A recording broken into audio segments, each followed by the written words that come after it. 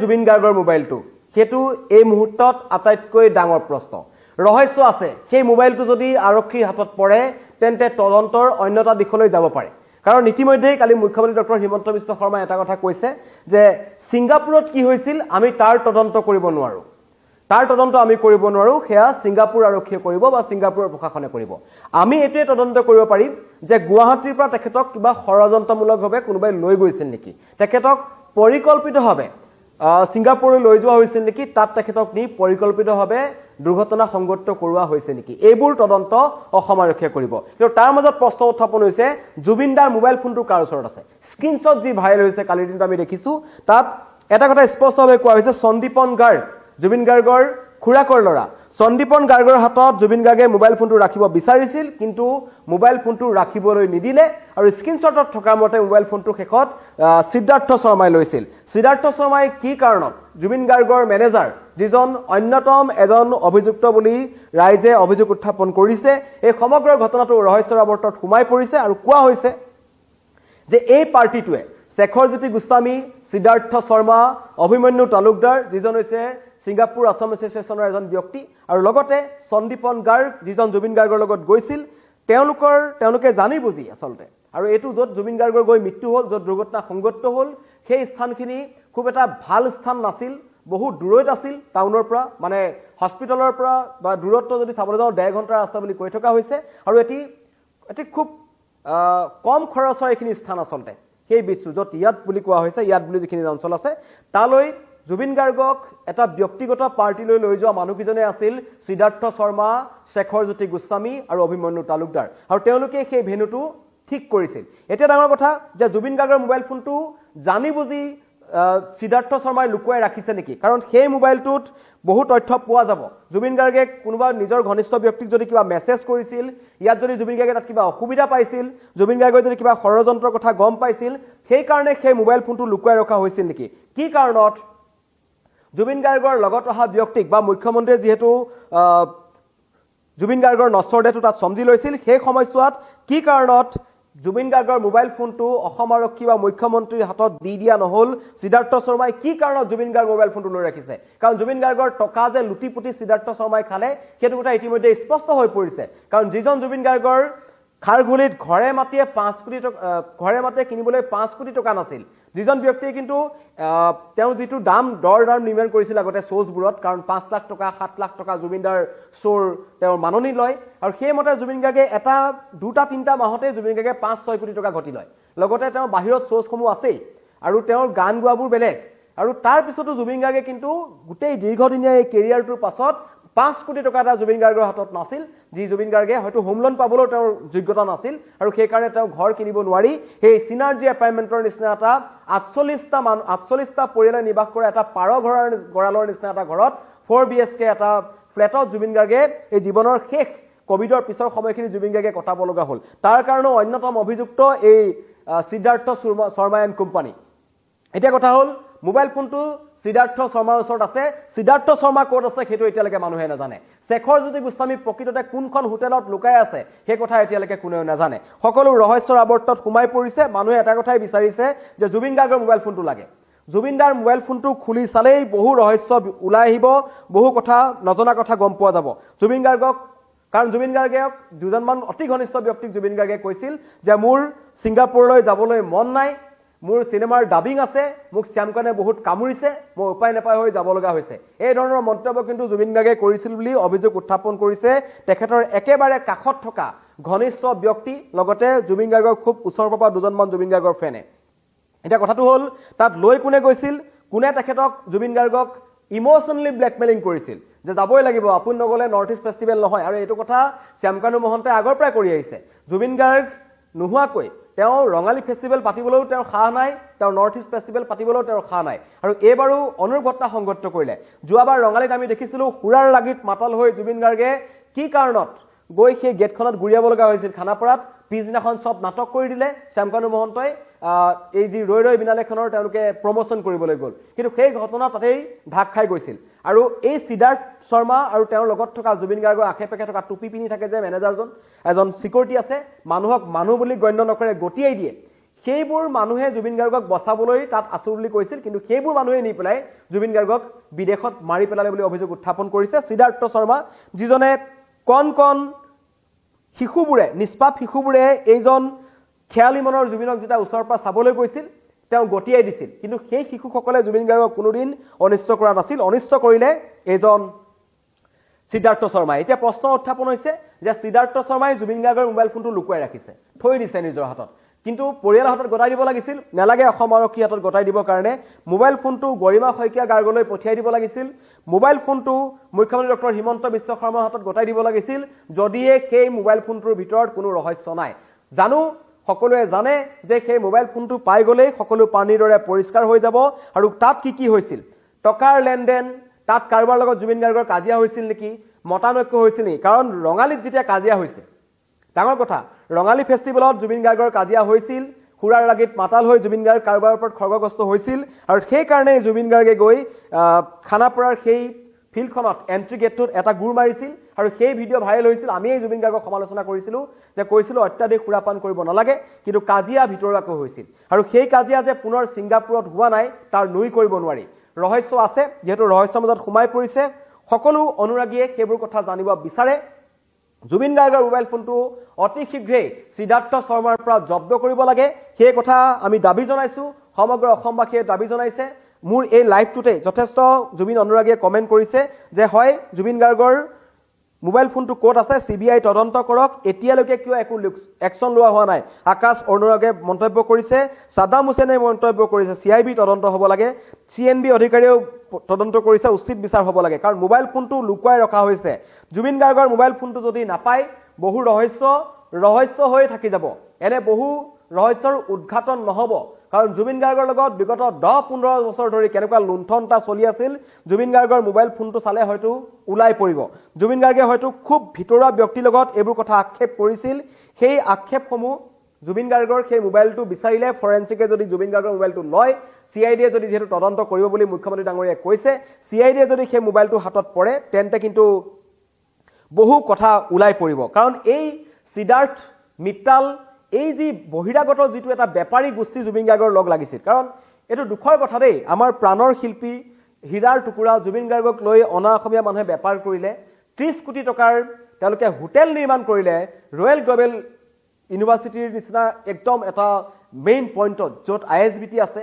আৰু সেইবোৰ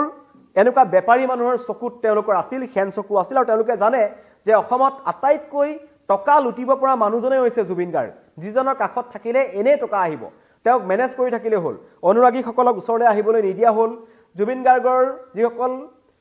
শুভচিন্তক আছিল, সুচিন্তক আছিল,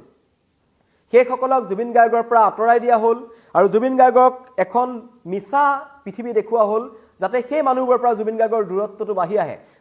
কৈছে শিৱাংকুৰ দা, ৰাবু দা, আপুনি ডিব্ৰুগড়ৰ পৰা সেইদিনাখন মন্তব্য কৰিছে, আপোনাৰ মন্তব্যৰ আধুৰি ক'ব বিচাৰিছোঁ জুবিনক আমাৰ পৰা আঁতৰাই লৈ যোৱা হ'ল বুলি মন্তব্য কৰিছে।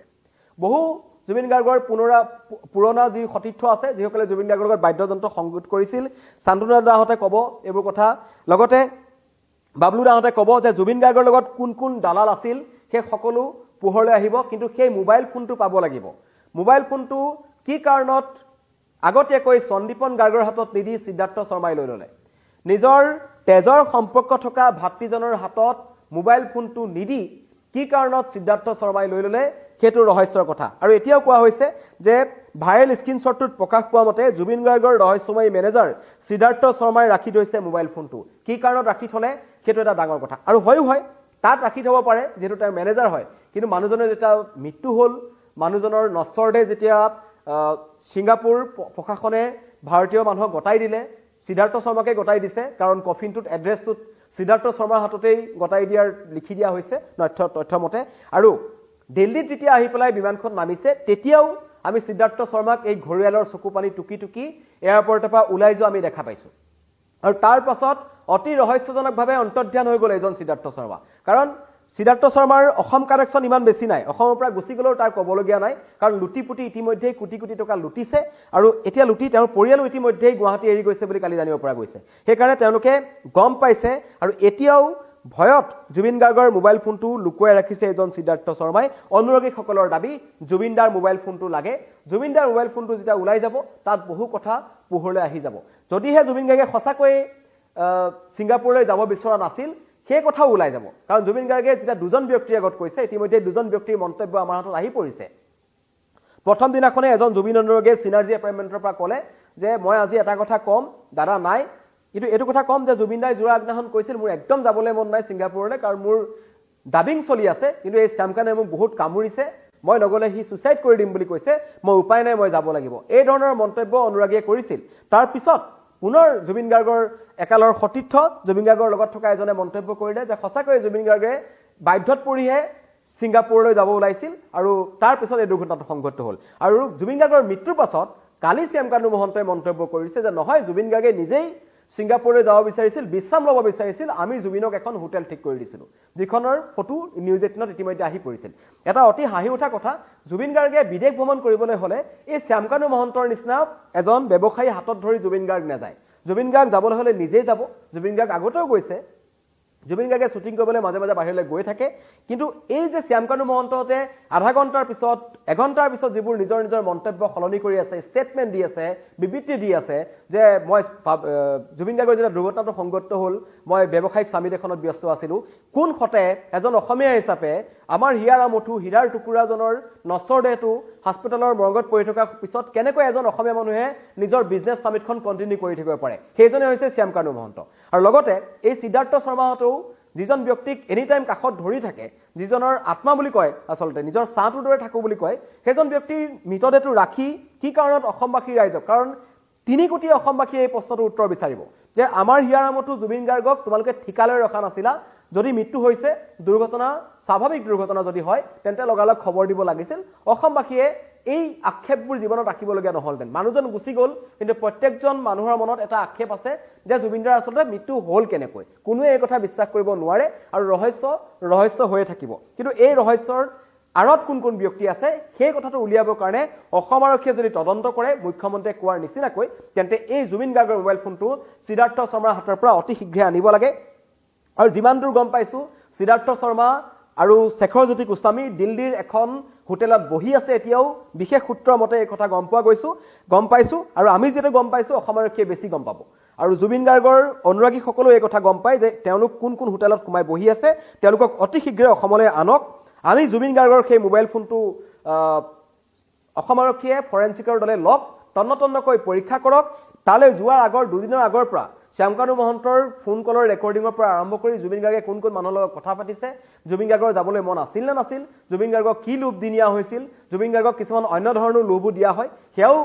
পৰিষ্কাৰ হ'ব জুবিন গাৰ্গক পুৰাৰ লাগিত মাতাল কৰাই ইহঁতি কেনেকুৱা কামলৈ লৈ যায় সেই কথা আমিও জানো আৰু সেইবোৰ কথা ইতিমধ্যে স্পষ্ট হৈছে জুবিন গাৰ্গৰ একদম কাষত থকা একাংশ মানুহে কৈছে যে আমি জুবিনৰ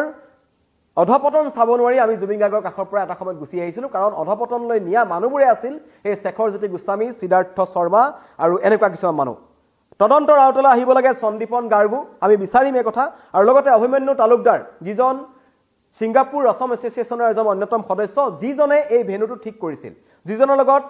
সিদ্ধাৰ্থ শৰ্মাৰ কথা বতৰা হৈছিল শেখৰ জ্যোতি গোস্বামীৰ কথা বতৰা হৈছিল আৰু অত্যন্ত নিলজ্জ এই শেখৰ জ্যোতি গোস্বামী আৰু সিদ্ধাৰ্থ শৰ্মা যিজন মানুহৰ 4বাৰকৈ সিজাৰ এটেক আহি গৈছে এবাৰ গৈ বম্বেত ইমান বেয়াকৈ তেওঁৰ